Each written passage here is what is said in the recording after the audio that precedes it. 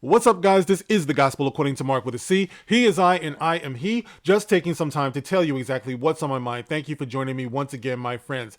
Listen, guys, I've been seeing a lot of talk going on out here about this so-called phenomenon, passport brothers or passport bros.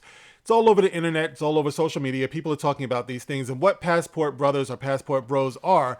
It's the concept where black men who are fed up with the dating scene here in America, fed up with marriage and relationships and all of that stuff, with what they consider to be difficult women, turn to going overseas to different countries and different communities to find a more submissive, more agreeable breed of woman to date or procreate with. Now, this has caused a lot of controversy because, of course, black women in this country got wind of what's going on. And, of course, the the standard reaction is, who cares? We didn't want them anyway. Yet and still, it's a very controversial topic. There's a little bit of denial going on there. When you have the men in your community running away, there's an issue there, and it's worth talking about, guys. So I've been watching this. I've been reading about it. I've been hearing about it in the Black Manosphere. They've been talking a lot about this. And I just want to weigh in on it because I saw something in encyclopedia.com that I thought was very interesting. I was reading encyclopedia.com because I am well read and something of a internet scholar, for whatever that's worth. And I was looking for something else, and I saw this, and it made me think about this in relation to passport brothers and that whole phenomenon. All right, but first, let me read to you what some of the statistics are regarding what's going on with the divorce rate in Black America. Now, it says here, we're going to start with this. Black women, it says here, were the only group that had a higher divorce rate than marriage rate, with nearly 31 divorces per 1,000 married women aged 15 and older, and only 17.3 marriages per 1,000 unmarried women. So there is a problem there. You can see it. This is the reason why we're talking about it. We have to get to the bottom of what's going on here. Not that anybody cares. I know the pushback is, who cares? They can do what they want. But like I said, it is interesting. And I just read this on blackdemographics.com. Black marriage in America. Now, over the last few decades, marriage has been a declining institution among all Americans, and this decline is even more evident in the black community. Now, in 2020, only 30% of African Americans were married, compared to 48% of all Americans. Half, or 50% of African Americans have never been married, compared to 34% of all Americans. So marriage in general is in trouble in America, but in Black America, as usual, we do serve as the canary in the coal mine. It says here, after viewing the available data, we can see that although fewer black women are now married, more black women than black men have been married at least once. This is because a higher percentage of black women are divorced and widowed than men. Also in 2020, just under half, or 48% of black women had never been married, which is up from 44% in 2008 and 42.7% in 2005. Now it gets into the history of black marriage here, which I think is also very interesting. History always is. In 2012, the U.S. Census Bureau released a report that studied the history of marriage in the United States.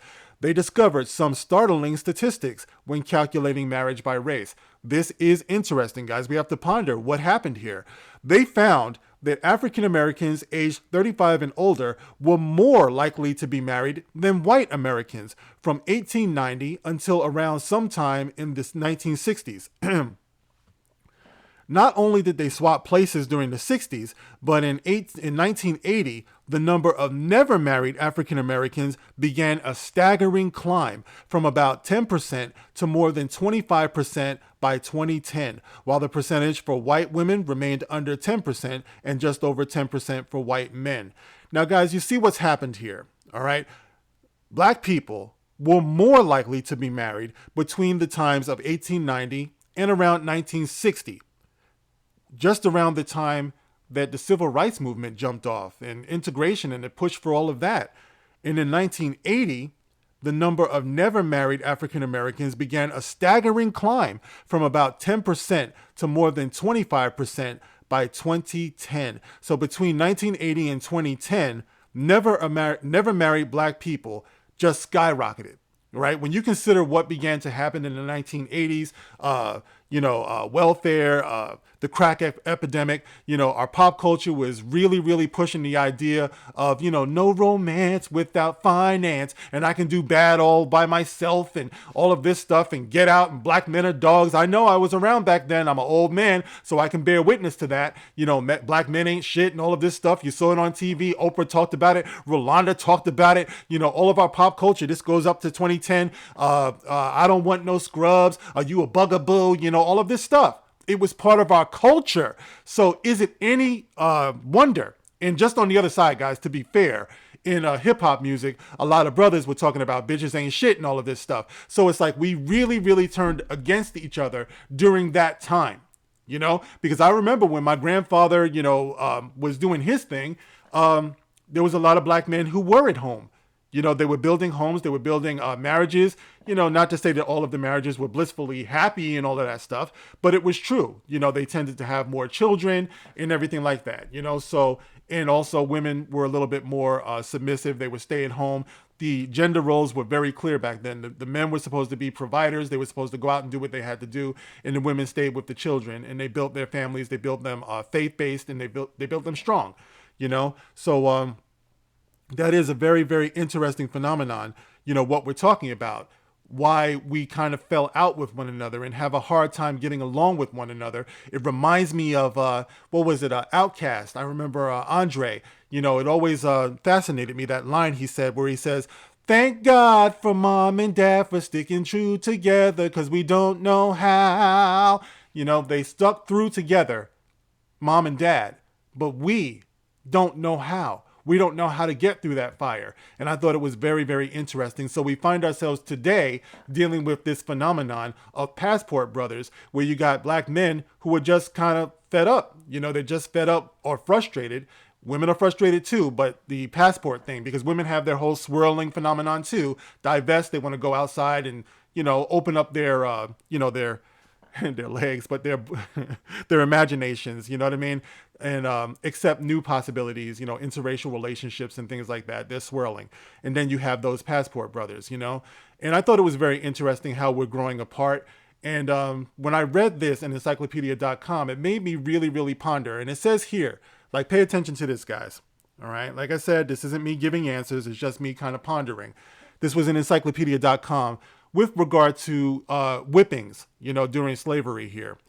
It says, to be certain, no slave was safe from the abuse of whippings. The St. Louis Republican reported an incident in which a slave master had his 8-year-old slave girl, or girl slave, whipped to death in 1844. The actions of the master went unpunished. The abuses levied to black women often deterred male slaves from establishing relationships on their own plantations. The abuses levied to black women often deterred male slaves, black men, from establishing relationships on their own plantations. The former slave Moses Grandy proclaimed, "No colored man wishes to live at the house where his wife lives, for he has to endure the continual misery of seeing her flogged and abused without daring to say a word in her defense." Whoa. Henry Bibb, another former slave, understood this truth all too well, as he could only watch as slave owners forced his wife into prostitution. Bibb said, "If my wife must be exposed to the insults and licentious passions of wicked slave drivers and overseers, heaven forbid that I should be compelled to witness the sight. For this reason, many male slaves preferred to court slave women from neighboring plantations." Now, guys, when you really think about it, could this possibly be an example of the original Passport Brothers?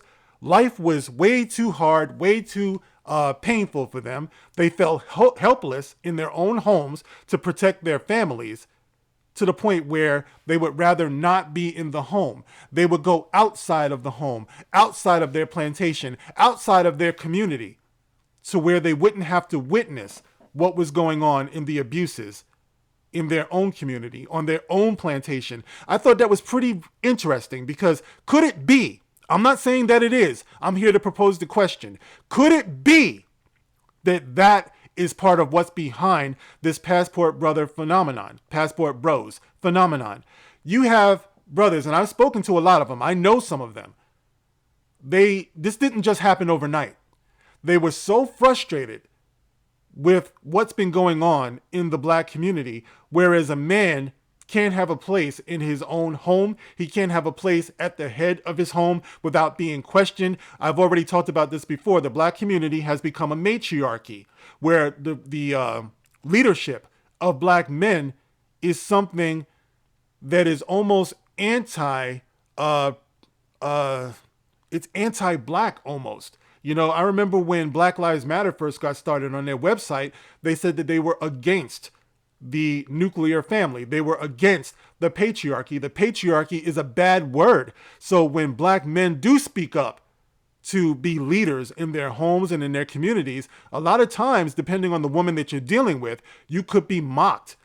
You could be belittled. It's something that happens. You know, when you see what black women are faced with in the world, and I'm sure there's black women who are watching this who will tell you that being a black woman is very stressful.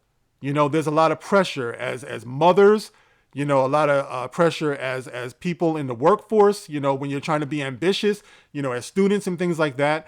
And it's not easy for someone to love a woman who's going through something like that because her back is always up. She's always defensive. I've met some of the toughest, roughest black women in my life who have gone on to be some of my best friends who, once you get past the rough exterior, are some of the sweetest, most vulnerable, most hurt human beings you'll ever meet because of what they've been through. It doesn't mean that they're easy or they're easy to be around. You know, getting through that rough exterior is a bitch, literally, sometimes. You know, but if you know them long enough, then you realize women are going to be women, man. And women always want to be under the protection of a strong man.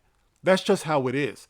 You know, a lot of them would prefer to be under the protection of a strong black man. But once again, they don't know how. It's what we were saying before. We don't know how to relate to one another. We didn't have a lot of examples that went before us. A lot of our parents were just as screwed up as we are. You know, it wasn't until you get to our grandparents and great-grandparents that you saw them sticking together. Once again, it doesn't mean that they were all perfect, but somehow they knew, maybe because we were still segregated, we didn't have much of a choice. It was against the law to go outside of your own community. Now we're dealing with the time in our history where the borders have been opened. You are now free to date interracially. You're now free to leave the country. You're free to roam about, you know, the world and see what's out there and explore your possibilities and options.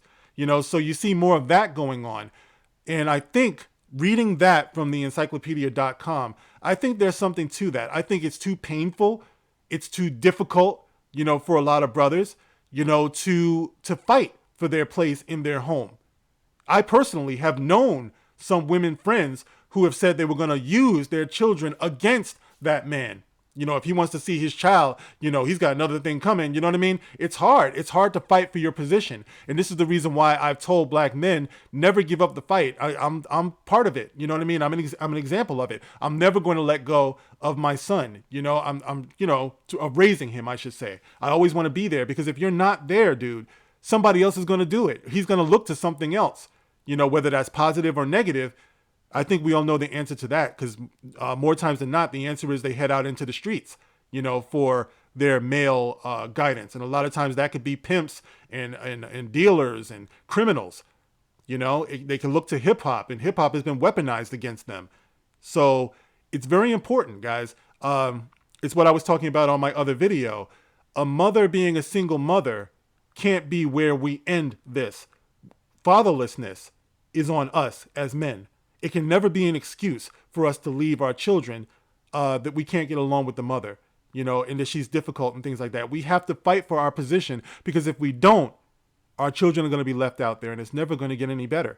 So I'm not here to judge whether or not the passport brothers are a good thing or a bad thing. I'm not here to judge whether sisters going outside of the race to date and all of that stuff. That's personal preference, man. There's nothing wrong with that. You love who you love, you know, but at the same time, there is a dynamic here. And I do feel like just because we can't be in relationships in some cases doesn't mean that we have to be enemies. We don't have to be online cussing each other out and insulting each other and wishing we had never been born and wishing mothers have gotten aborted their children, their black male children. We don't need to be doing all of that, guys.